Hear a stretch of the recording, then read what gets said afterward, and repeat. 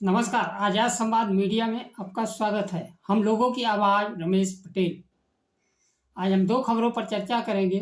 पहली खबर है, कांग्रेस अध्यक्ष मल्लिकार्जुन खड़गे ने SC, ST, OBC और अल्पसंख्यकों की छात्रवृत्ति में कटौती का लगाया आरोप। दूसरी खबर है, गिरते शेयर मार्केट पर अखिलेश यादव ने सरकार को घेरा। समय के साथ खबर पाने के लिए चैनल को सब्सक्राइब करें। नमस्कार। खबर विस्तार से।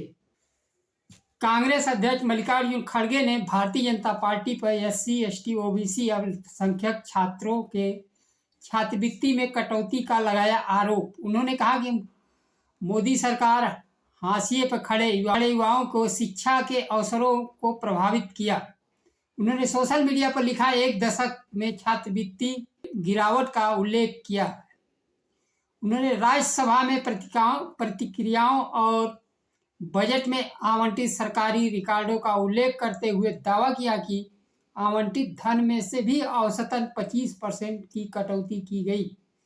सरकार ने अनुसूचित जाति, अनुसूचित जनजाति, पिछड़ा, अल्पसंख्यक युवाओं का छात्रवृत्ति छीन ली। यह आंकड़ा सरकारी दस्तावेज बताते हैं। मोदी सरकार न केवल लाभार्थियों के संख्या में कटौती की, बल्कि बजट का औसतन 25% कम खर्च की। कांग्रेस अध्यक्ष ने सवाल उठाया कि अगर वंचित समाज के छात्रों को सहारा नहीं दिया जाता तो देश अपने युवाओं को रोजगार सृजन कैसे सुरक्षित कर सकता है। सबका साथ सबका विकास नारे की आलोचना करते हुए कहा, यह बयानबाजी है जो कमजोर वर्गों के आकांक्षा का मजाक उड़ाती है।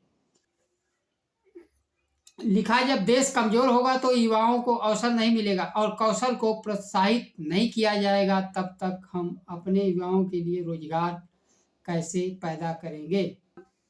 पूर्व में कांग्रेस नेता राहुल गांधी पहले अपने भाषणों में भारतीय जनता पार्टी RSS को संविधान के खिलाफ बताते रहे हैं।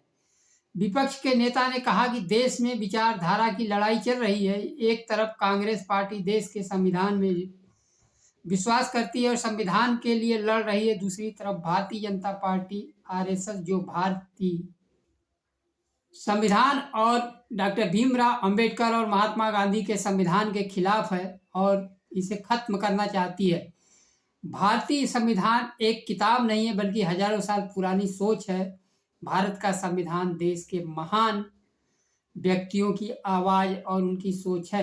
कांग्रेस अध्यक्ष मल्लिकार्जुन खड़गे ने एक ऐसा विषय को उठाया जिन्हें सरकार इन वर्गों को देना नहीं चाहती है।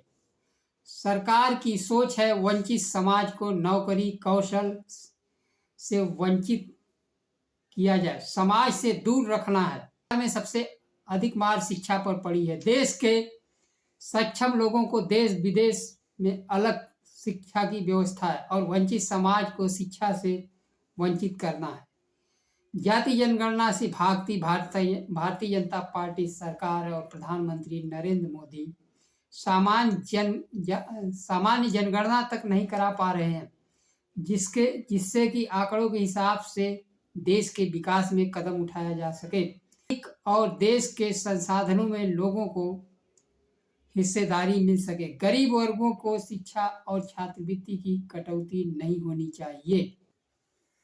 दूसरी खबर है, समाजवादी पार्टी के राष्ट्रीय अध्यक्ष तथा उत्तर प्रदेश के पूर्व मुख्यमंत्री अखिलेश यादव ने शेयर बाजार में गिरावट को लेकर सोशल मीडिया पर लिखा, देश की निवेश बुलाने की होड़ लगी है, जबकि खुद के निवेशकों का धन सुरक्षित नहीं। उन्होंने अपने पोस्ट में लिखा कि भारतीय शेयर बाजार की स्थिति लगातार खराब होती जा रही है। कुछ महीनों से निफ्टी में गिरावट देखी जा रही है, जिसके कारण निवेशकों को भारी नुकसान हुआ है। भारत का शेयर बाजार दुनिया में उभरते शेयर बाजारों में थाईलैंड और फिलीपींस के बाद सबसे कमजोर बाजार बन चुका है। ऐसे में जहां देश के 80 करोड़ लोगों को 5 किलो सरकारी राशन कि अनाज से जीने को मजबूर किया गया है। जीवन यापन करने के लिए दूसरी तरफ जो लोग अपनी मेहनत की बचत को शेयर बाजार में लगाए थे, बर्बादी के कगार पर पहुंच चुके हैं। अखिलेश यादव ने भारतीय जनता पार्टी के आर्थिक नीति पर सवाल उठाते हुए कहा कि निवेशकों की आर्थिक ठगी बंद होनी चाहिए। उन्होंने कहा, सरकार लगातार निवेशकों को भ्रम में रख रही है। देश की अर्थव्यवस्था मजबूत करने के बजाय विदेशी निवेशकों को लुभाने का झूठा वादा कर रही है। शेयर बाजार में आर्थिक मंदी के प्रमुख कारण विदेशी निवेशकों द्वारा भारतीय बाजार से पूंजी निकासी, सरकार की नीतियों में अस्थिरता, महंगाई और उपभोक्ताओं के मांग में कमी शेयर बाजार में गिरावट में सबसे ज्यादा असर छोड़े हैं। छोटे निवेशकों पर इस गिरावट का असर पड़ा है और सरकार हाथ पर हाथ धरे बैठी है। यह एक तरह से आर्थिक ठगी है। भारतीय रुपया अमेरिकी डॉलर के तुलना में लगातार गिर रहा है।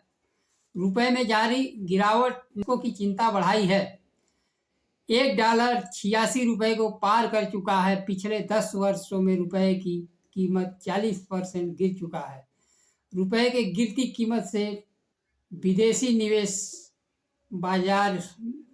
निवेशक बाजार से अपना निवेश निकाल लेते हैं, क्योंकि उनको ब्याज कम मिलता है, जिससे शेयर बाजार में अनिश्चितता बनी रहती है। भारत की शेयर बाजार में अनिश्चितता के कारण छोटे निवेशकों के लाखों करोड़ रुपए डूब चुके हैं। आज के लिए बस इतना ही। नमस्कार। जय संविधान।